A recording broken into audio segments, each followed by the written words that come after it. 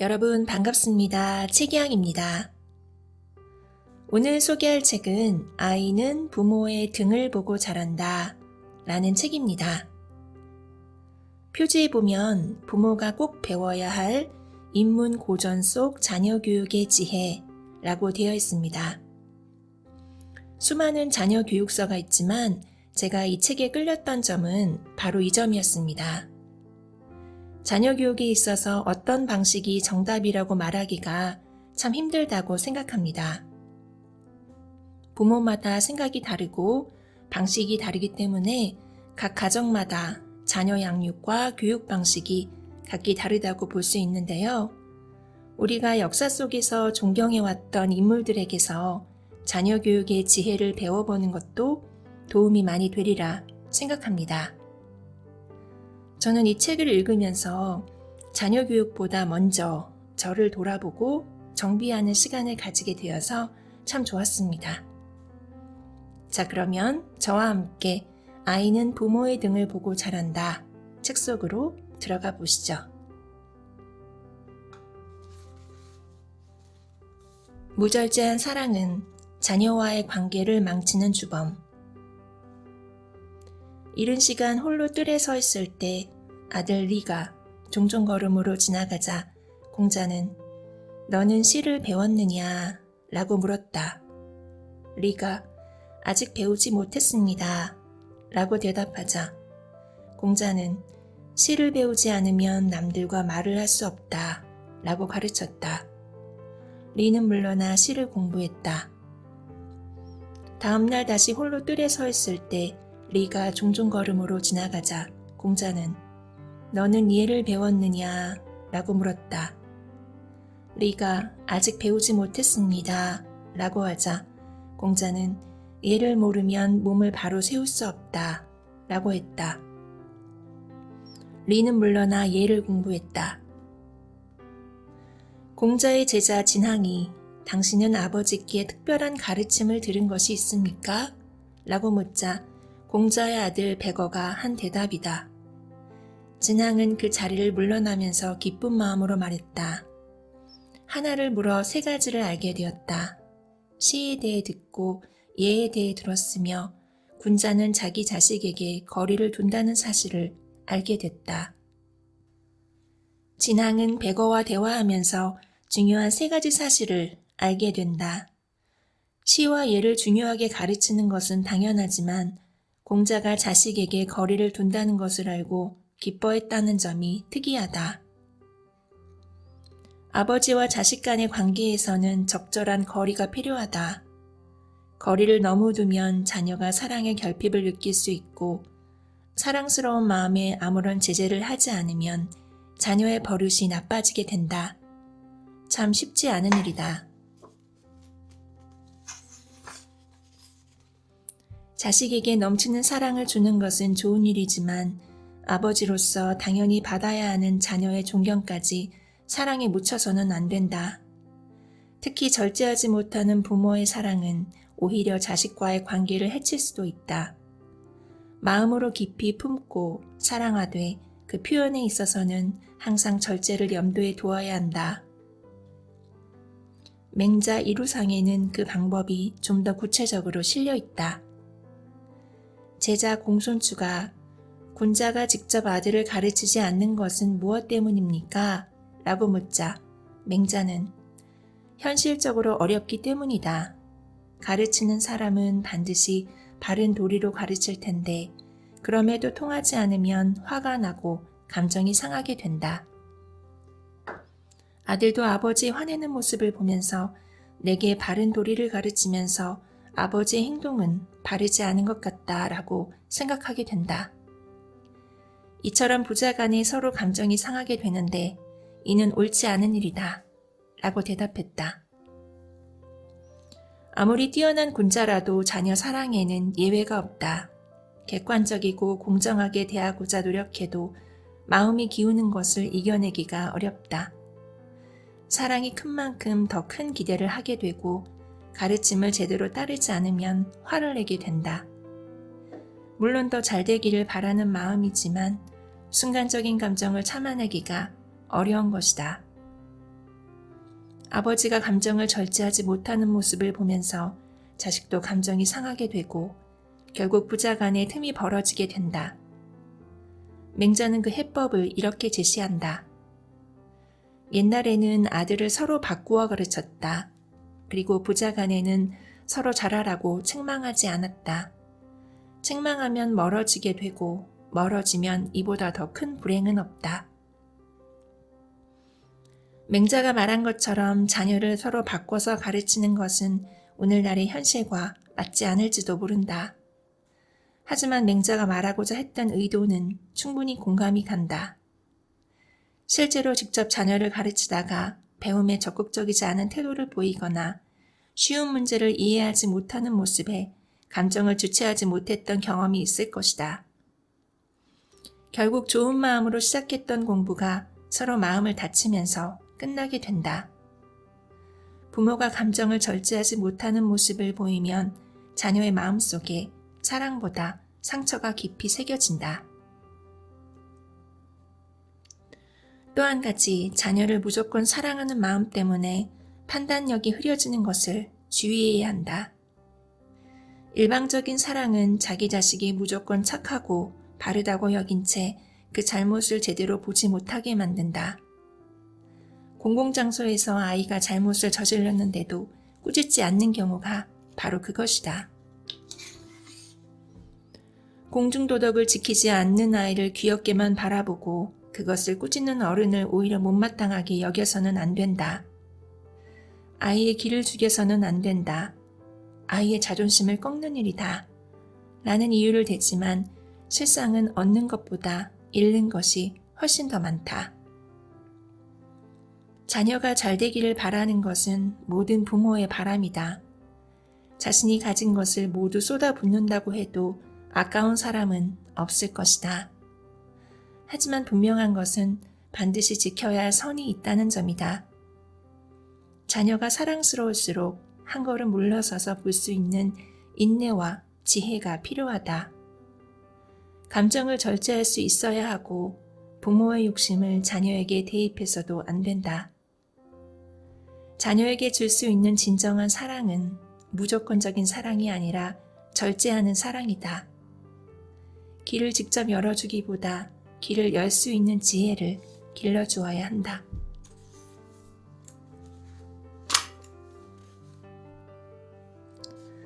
맹자는 공자의 뒤를 이어 유교의 정통성을 계승했다. 성인으로 불리는 공자에 버금간다고 해서 아성으로 불리는 것을 보면 맹자의 위상이 어느 정도인지 알 수 있다. 특히 맹자의 위상은 단순히 학문에 그치지 않았다. 전쟁이 일상이던 시절 각 나라의 왕을 만나 인, 즉 사랑으로 세상을 이끌어야 한다고 강력하게 주창한 사랑과 평화의 철학자이기도 하다. 학문의 실천이 따랐기에 맹자의 철학은 더욱 가치가 있다. 맹자가 혼란스러운 시기에 이처럼 큰 일을 할 수 있었던 것은 어릴 때부터 자녀를 바르게 이끌었던 어머니의 교육에 힘입었다. 우리도 잘 아는 맹모 삼천지교의 고사가 이것을 생생하게 보여준다. 연려전에는 이렇게 실려있다.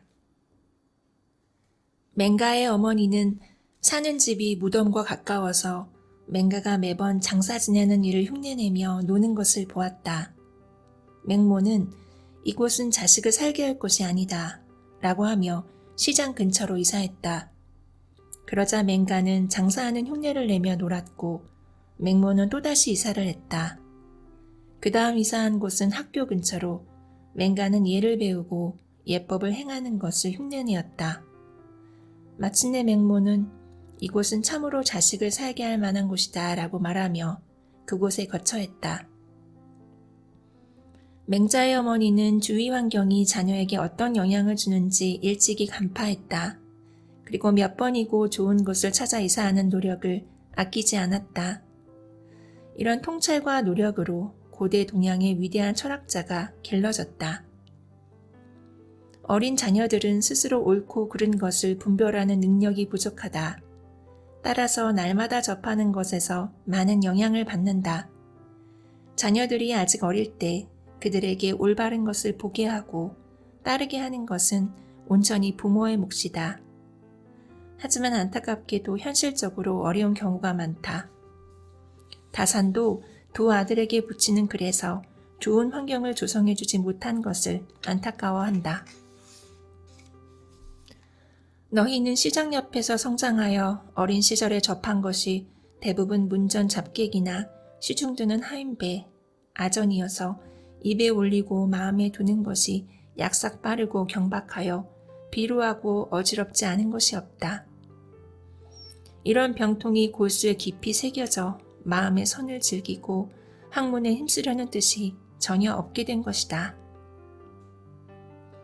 다산은 학문에 힘쓰지 않는 두 아들을 꾸짖으면서 스스로 좋은 환경을 제공해주지 못한 것을 안타까워했다.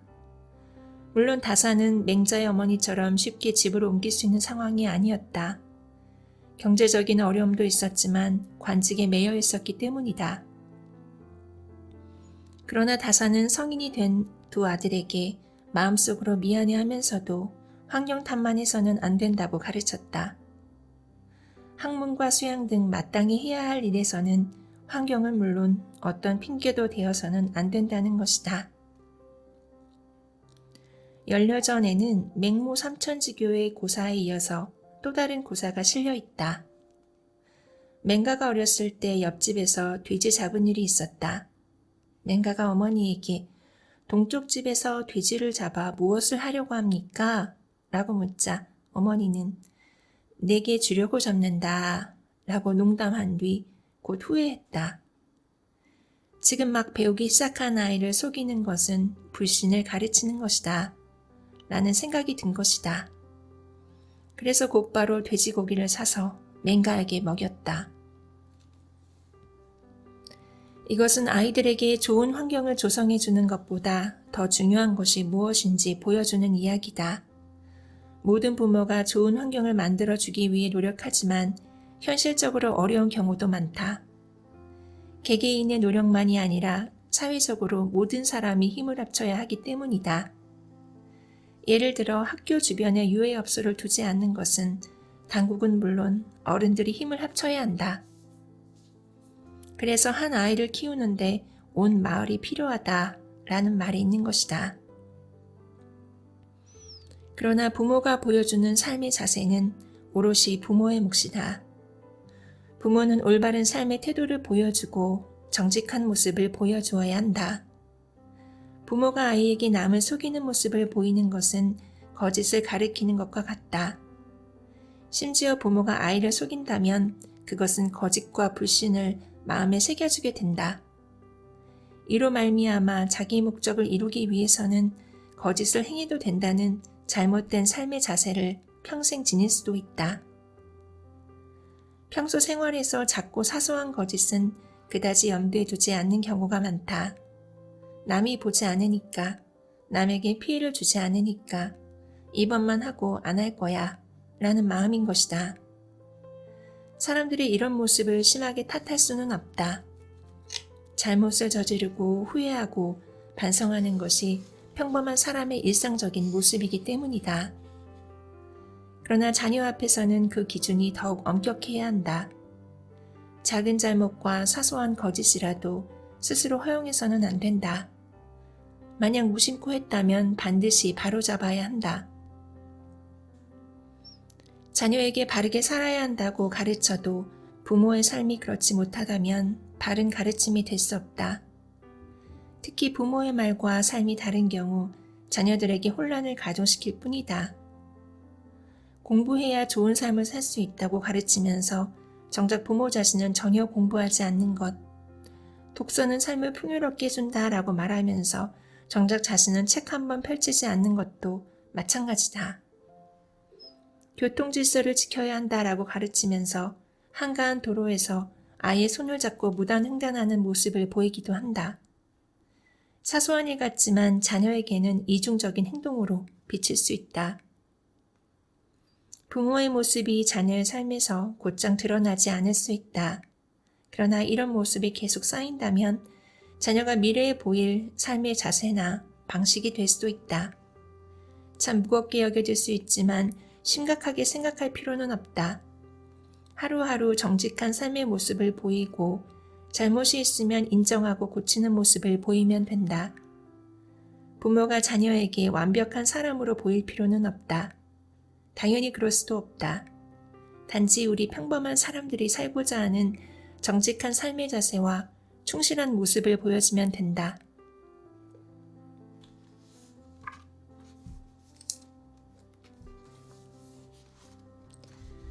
세 살 버릇 80까지 간다는 속담이 있다. 습관의 중요성을 말하는 것으로 깊이 생각해보면 습관이 인생을 좌우한다는 것을 알 수 있다. 3살에 들인 습관이 80까지 간다는 것은 그 습관으로 평생을 살아간다는 말이다. 만약 좋은 습관을 3살부터 들인다면 성공한 인생을 살 수 있다. 반면 나쁜 습관을 들이면 그 인생은 힘들어진다. 이 속담에서 또 하나 배울 점이 있다면 습관은 고치기 어렵다는 것이다. 만약 쉽게 고칠 수 있다면 습관이 80까지 갈 일은 없을 것이다. 서경 태갑상에는 습여성성, 습관이 오래되면 천성이 된다라는 말이 실려 있다.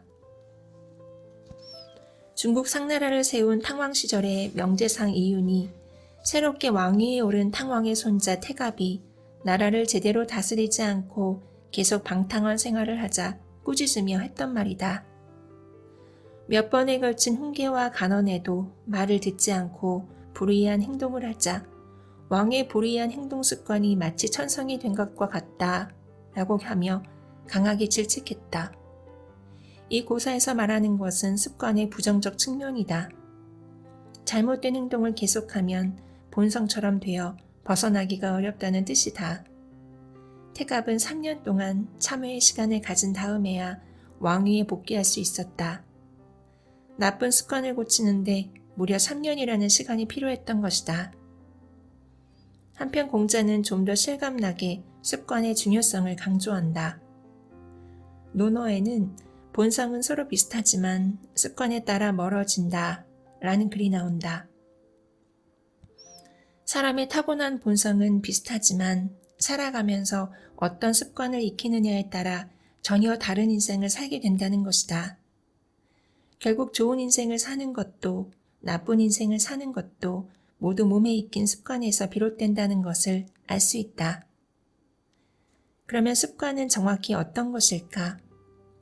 한자 습관을 자세히 보면 그 의미를 짐작할 수 있다. 습은 어린 새가 날개짓을 배우는 모습에서 나온 한자다. 관은 마음을 하나로 꿰뚫어 묶어둔 모습이다. 이를 미루어 보면 어린 시절부터의 습관이 중요하다는 사실을 알 수 있다. 어린 시절부터 같은 행동을 반복해 마음이 묶이면 거기서 벗어나기가 어렵다. 공부에서도 습관이 중요하다. 공자가 말했듯이 사람의 지혜로움과 어리석음은 미미한 차이에 불과하다. 비록 타고난 천성이 부족하다고 해도 반복을 통한 습관화로 얼마든지 높은 경지에 이를 수 있다. 남보다 힘들고 좀 더 노력해야 할지 몰라도 그 가치는 변함이 없다.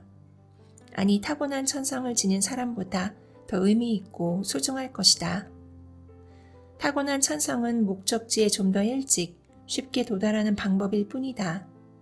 자칫 방심하면 샛길로 빠질 수도 있고 쉽게 이룬 것이니 그 소중함을 깨닫지 못해 교만해질 수도 있다. 삶에서 오히려 더 중요한 노력과 인내를 놓칠 수도 있다. 그러면 어떻게 해야 자녀들에게 좋은 습관을 갖게 할 수 있을까? 부모의 노력이 필요하다. 좋은 습관은 어린 시절부터 부모와 함께 들이는 것이다. 그때 필요한 시간은 66일이다. 2달이 조금 넘는 시간을 투자하면 부모와 자녀의 삶이 함께 바뀔 수 있다.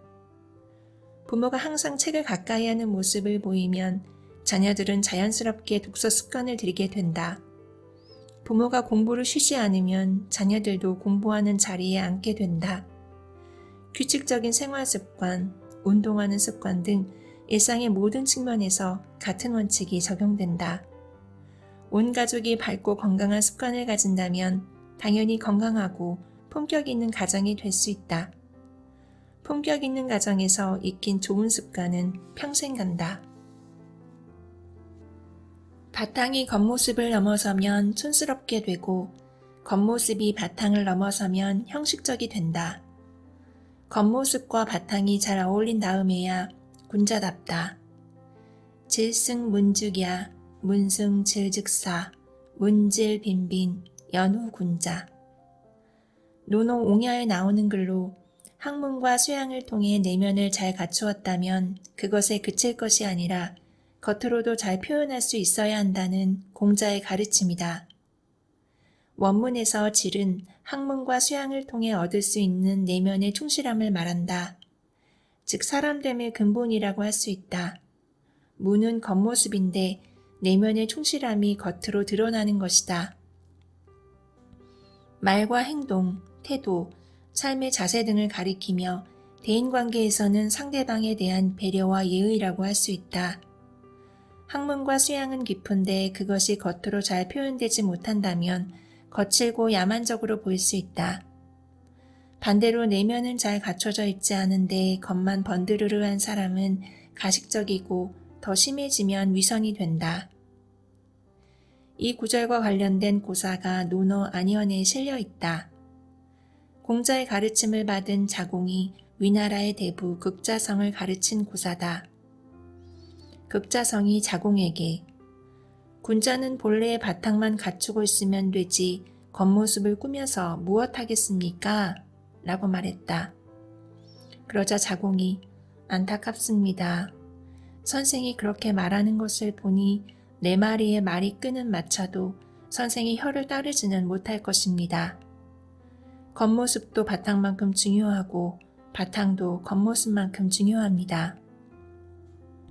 호랑이와 표범의 털없는 가죽은 개와 양의 털없는 가죽과 같습니다. 라고 대답했다. 이 고사에서 우리는 두 가지 통찰을 얻을 수 있다. 먼저 말의 신중함이다. 정확하게 알지 못하면 함부로 말해서는 안 된다.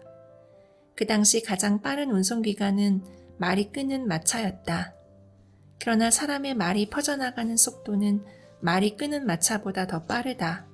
그만큼 빠르고 당연히 주워 담을 수도 없기에 반드시 말은 신중하게 해야 한다. 또 한 가지, 사람들을 설득하려면 적절한 비유를 써서 해야 효과적이다. 자공은 말을 조심해야 한다는 가르침을 마차와 비유했고 바탕과 겉모습이 모두 중요하다는 것은 동물들의 가죽과 털에 비유하고 있다. 여기서 호랑이와 표범은 맹수이다 보니 당연히 그 가죽도 소중하게 여겨진다. 그러나 그 가죽에 멋진 털이 없다면 가치가 떨어질 수밖에 없다. 흔한 개와 양의 가죽과 구별하기도 어렵다. 사람의 됨됨이도 마찬가지다. 사람이 탁월한 학식과 인격을 갖췄다면 겉으로 잘 표현할 수 있어야 한다. 그것을 감추거나 드러낼 줄 모른다면 사람들이 보기에는 평범한 사람과 다르지 않다. 이와 관련한 고사가 장자에도 실려 있는데 어느 한쪽으로 치우친 공부를 한다면 성공은커녕 재앙을 당할 수도 있다는 것을 말해준다. 다음은 달인 전계지가 주나라 위공에게 한 말이다. 노나라 사람 선표는 산골에 숨어 살면서 세상 사람들과 이익을 꾀하지 않았습니다. 그는 나이 70이 되도록 얼굴빛이 어린애와 같았는데 불행히도 호랑이에게 잡아먹히고 말았습니다. 또 장의는 분주히 다니면서 부를 꾀했지만 나이 40에 열병에 걸려 죽었습니다. 선표는 안을 길렀지만 범은 바깥을 공격해 그를 먹어버렸고 장의는 바깥을 길렀지만 병은 안을 공격했습니다. 두 사람 모두 그 무리에서 뒤처진 양을 바르게 채찍질하지 못했던 것입니다. 역설과 해악의 철학이 담긴 책이니만큼 그 내용이 신랄하면서도 재미있다. 내면과 외면의 균형 잡힌 삶을 살지 않으면 뒤처진 어느 한쪽 때문에 삶이 무너질 수도 있다는 것이다. 물론 이 우화는 우화답게 과장된 측면이 있긴 하지만 내면과 외면의 균형 잡힌 성장을 위해 노력해야 한다는 확실한 경각심을 일깨워준다. 오늘날 우리 사회에 만연한 인맥주의와 외모지상주의는 외면에 치중하는 심각한 불균형을 보여준다. 물론 이런 외면적 노력이 필요하지 않다는 것은 아니다. 이런 점이 빛을 발하려면 탄탄한 실력과 반듯한 인성이 조화를 이루어야 한다. 마찬가지로 실력만 있으면 그만이지, 나만 충실하면 되지 하며 자신을 드러내기 위한 노력을 하지 않는 것도 바람직하지 않다. 충실한 내면과 탄탄한 실력을 갖췄다면 그것을 멋들어지게 표현할 줄도 알아야 한다. 이를 다른 관점에서 생각해보면 이성과 감성이 조화를 이룬 사람이 되어야 한다.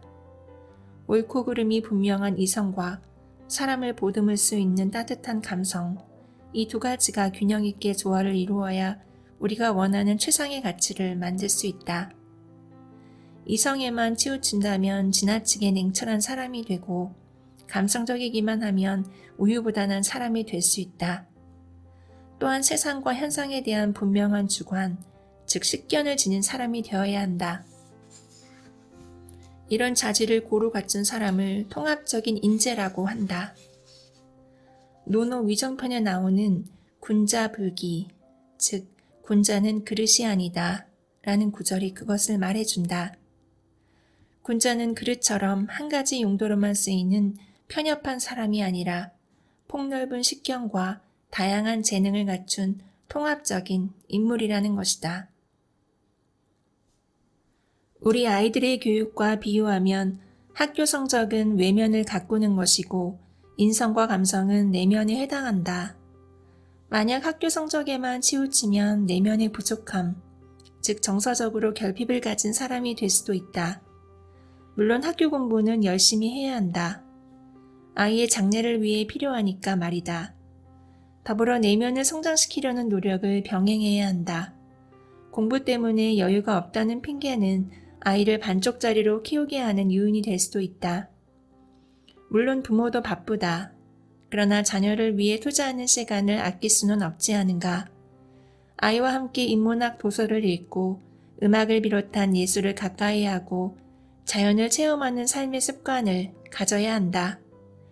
부모의 이런 노력이 쌓일 때 아이는 통합형 인재, 이성과 감성을 두루 갖춘 품격의 사람으로 자라날 수 있다.